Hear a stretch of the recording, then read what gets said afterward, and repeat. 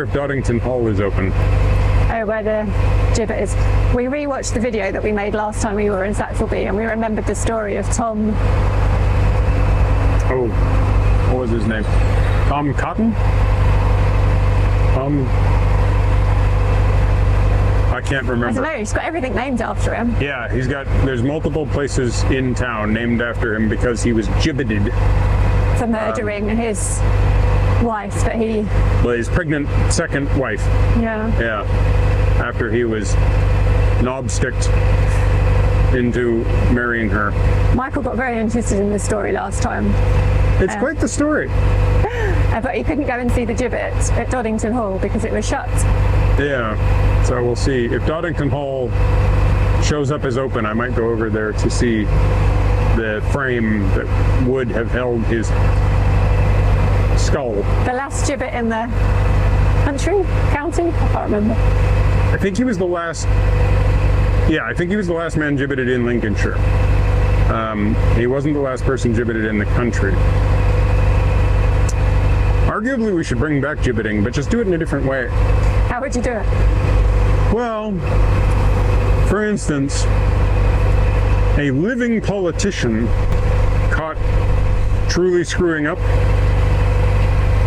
Like, you take somebody, you put a catheter, you insert the necessary things to keep them alive, and then you put them up there and you charge people money to throw damp sponges at them or something. Like, I'm pretty sure you wouldn't pay to do it. what? Oh no, certain people you would. No. Oh, if somebody pays me to do it, okay, yeah, no, that's it. Yeah. This has got confused. Well, that'd be kind of interesting, you know, like you can, some revolving job where every 6 months we choose a new person to be the official sponge slapper, who just sits there and repeatedly. What's the qualifications for the job? Well, you have to have voted for the guy. Like, I think it should be a Ball girl. Or well, yeah, but let's start with the presumption that an incompetent politician will be a man, right? I can think of 2, 3, 4 off the top of my head that are women. Are they incompetent or are they evil? Some of them are incompetent, some of them are evil, some of them are both. I was just trying to save my own ass there, but you're right. Okay, let's not be sexist, Michael. It's entirely possible the gibbet contains both male and female politicians. My point being that if we had a system by which we took the right honorable so-and-so, if the right honorable so-and-so has done something wrong, dishonorable. That has caused death. That has caused death. No, it doesn't have to have caused death. Like, we're not going to kill the guy. That's the problem that they went to. It was it was like capital punishment, and then we're going to shame the body. I'm like, well, you shame the body. What do you think's happening to the person? It's bizarre to me. It's like when everyone else has to deal with the smell and the right. It's like when the Catholic Church decided to well, no, it wasn't the Catholic Church. It was one particular member of the Catholic Church that decided to dig up the previous pope and put his corpse on trial. It's called the Cadaver Synod. Absolutely fascinating story. But the entire time he's like standing there railing at the corpse of his predecessor, there's a whole bunch of people sitting around going, man, let's figure out how to put something sharp in this guy, right? Like shaming somebody's body effectively just makes you look like an idiot. But shaming that person by taking, a politician, stripping them of all their clothes, putting them up on a metal frame where we keep giving you food, we keep you alive, we treat you nicely, other than the person whose job is to slap you in the face with a damp sponge every so often. On the hour, maybe, or like one time per hour, like the church bells, And there's an idea. Anyway. Yeah. Then you can have somebody who's the gentleman usher or the gentlewoman usher of the sponge of shame.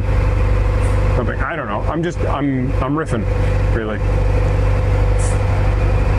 I just think we're missing something by not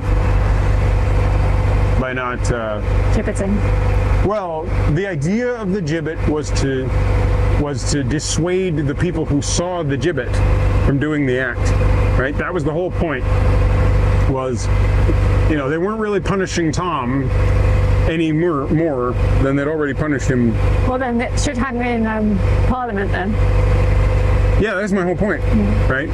Like, the Queen's speech should be happening underneath the gibbet that holds the previous Prime Minister after they've been proven to have done something corrupt or whatever, right? Like, it's like somebody should come out and be like, well, we want to reunify the country, and up there is somebody getting slapped over the face with a wet sponge. But then if the Queen's directly below that, she's going to get wet from, also, Queen's dead, so it'd be the King. Future Queens. Okay. I'm not thinking about, like, the previous, because that would be back to the whole cadaver synod thing, which I'm assuming we're not going to do this under the current management. But maybe once Meghan is queen. Oh, okay. In my version of things, somebody flips on the infinite probability drive and There is a version somewhere. yeah, there's a version somewhere in which